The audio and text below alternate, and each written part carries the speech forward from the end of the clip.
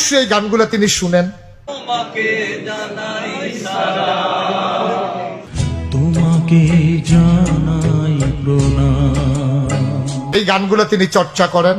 অমর শিল্পী তুমি প্রিয় সাইদি, তোমাকে জানাই সালাম। অমর শিল্পী তুমি কিশোর কুমার, তোমাকে জানাই প্রণাম।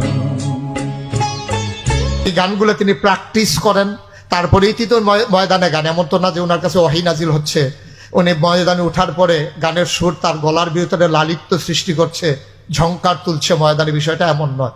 এই গানগুলো গাওয়ার জন্যে সেই গানগুলো তাকে গাইতে হয়, শুনতে হয়।